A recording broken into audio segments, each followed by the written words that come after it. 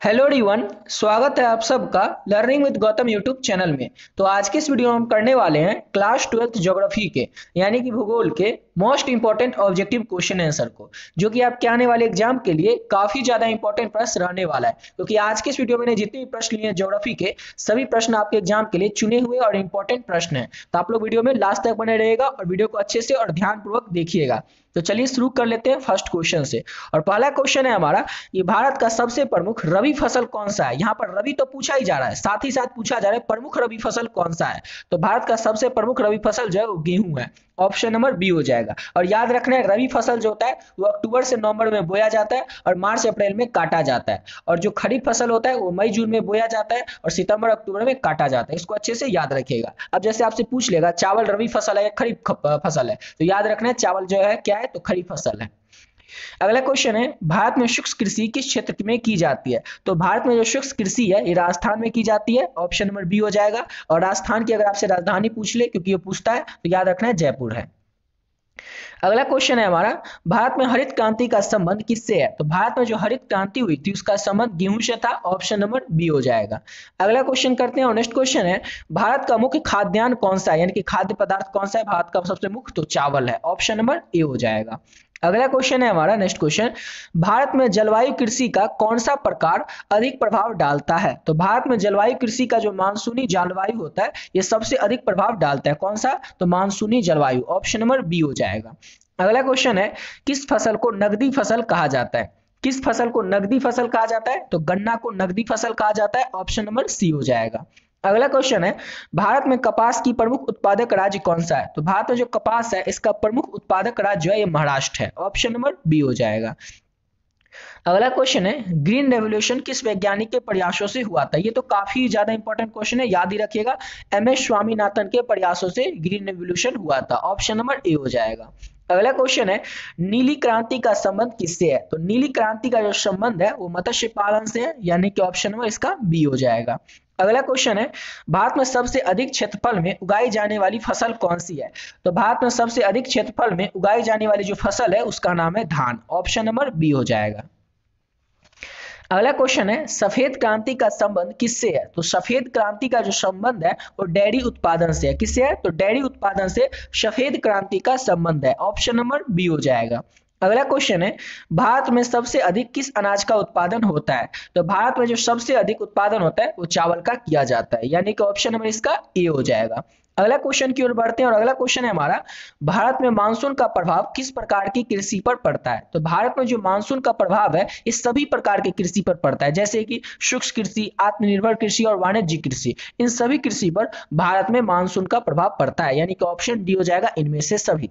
अगला क्वेश्चन है, भारत में कृषि के क्षेत्र में हरित क्रांति का मुख्य उद्देश्य क्या था। तो भारत में कृषि के क्षेत्र में हरित क्रांति का मुख्य उद्देश्य था उत्पादन में वृद्धि करना। क्या उद्देश्य था, तो उत्पादन में वृद्धि करना भारत में कृषि के क्षेत्र में हरित क्रांति का मुख्य उद्देश्य था। ऑप्शन नंबर इसका ए हो जाएगा।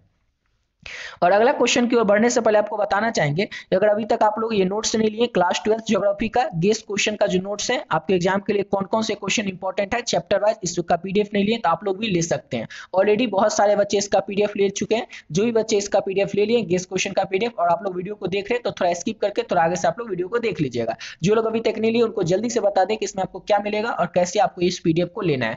तो इसमें आपको मिलेगा, जैसे ज्योग्राफी में बात करें तो ज्योग्राफी में आपको 2 बुक पढ़ना होता है, समझ गए। और दोनों बुक मिला करके टोटल आपको 21 चैप्टर पढ़ना है, समझ गए। तो 21 चैप्टर के जो भी इंपॉर्टेंट ऑब्जेक्टिव क्वेश्चन है, अच्छा इस सब्जेक्टिव क्वेश्चन है इंपॉर्टेंट, सारा का सारा इस पीडीएफ में ऐड कर दिया गया है। सब्जेक्टिव में भी जो भी इंपॉर्टेंट लघु उत्तरीय है, दीर्घ उत्तरीय, सारा का सारा प्रश्न इस पीडीएफ में ऐड कर दिया गया और ऑब्जेक्टिव भी जो है वो चैप्टर वाइज ऐड किया गया, यानी कि चैप्टर 1 से लेकर के चैप्टर 21 तक में जो भी इंपॉर्टेंट क्वेश्चन है चैप्टर वाइज हर एक प्रश्न चाहे वो ऑब्जेक्टिव या सब्जेक्टिव इस पीडीएफ में ऐड कर दिया गया।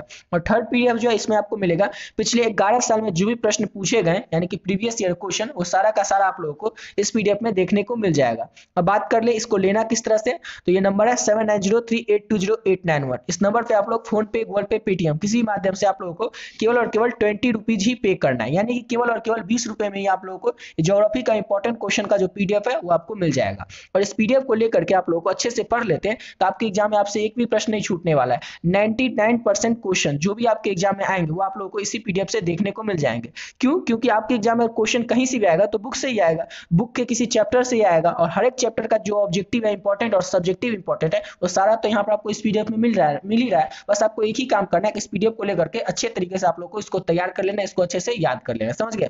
तो बता ही दिए, ये नंबर है 7903820891। इस नंबर पे आप लोगों को फोन पे, गूगल पे, पेटीएम किसी माध्यम से 20 रुपए पे कर देना, और पे करके आप लोगों को स्क्रीनशॉट ले करके इसी नंबर से जो व्हाट्सएप है ना, ये जो नंबर है इसी नंबर से पे भी करना, और इसी नंबर से व्हाट्सएप भी है, इस नंबर के व्हाट्सएप पे आपको स्क्रीनशॉट को भेज देना, समझ गए। और एक मैसेज कर देना है ज्योग्राफी, जिससे ये पता चल जाए कि आपको ज्योग्राफी का पीडीएफ चाहिए। जैसे आप पे करके स्क्रीनशॉट भेजेंगे, ज्योग्राफी सब्जेक्ट टाइप करके बताएंगे, आपको जो पीडीएफ है तुरंत मिल जाएगा, और इस पीडीएफ को लेकर के आप लोग अच्छे तरीके से अपने एग्जाम की तैयारी कर सकते हैं पहले से और बेहतरीन तरीके से, समझ गए। इसमें जितना क्वेश्चन है उसको कर लेते हैं तो आपसे एग्जाम में एक भी प्रश्न छूटने वाला नहीं है। चलिए बात है अपने अगले क्वेश्चन पे। तो अगला क्वेश्चन है हमारा, भारत में कपास की खेती के लिए कौन सी मिट्टी जो होती है वो उपयुक्त मानी जाती है, यानी कि अच्छी मानी जाती है। तो भारत में कपास की खेती करने के लिए जो काली मिट्टी होती है ये उपयुक्त मानी जाती है, यानी कि अच्छी मानी जाती है। ऑप्शन नंबर ए हो जाएगा। अगला क्वेश्चन है, भारत में ऑपरेशन फ्लड का संबंध किससे था। तो भारत में जो ऑपरेशन फ्लड है इसका संबंध था दुग्ध उत्पादन से, दुग्ध उत्पादन से भारत में ऑपरेशन फ्लड का संबंध था। ऑप्शन नंबर बी हो जाएगा। अगला क्वेश्चन है, जूट उत्पादन में भारत का प्रमुख राज्य कौन सा है। तो जूट के उत्पादन में भारत का जो प्रमुख राज्य है वो पश्चिम बंगाल है। ऑप्शन नंबर इसका बी हो जाएगा। अगला क्वेश्चन है हमारा, पश्चिमी राजस्थान में खेती का प्रमुख तरीका क्या है। तो पश्चिमी राजस्थान में जो खेती का प्रमुख तरीका है वो है कि वहां पर वर्षा आधारित खेती होती है, यानी कि वहां के जो लोग होते हैं वो खेती के लिए वर्षा पर ही आधारित होते हैं। ऑप्शन नंबर बी हो जाएगा। अगला क्वेश्चन है, तिलहन फसलों का प्रमुख उदाहरण क्या है। तो तिलहन के फसलों में सबसे प्रमुख उदाहरण होता है सरसों, यानी कि ऑप्शन नंबर सी हो जाएगा। सरसों जो है ये तिलहन फसलों का प्रमुख उदाहरण है।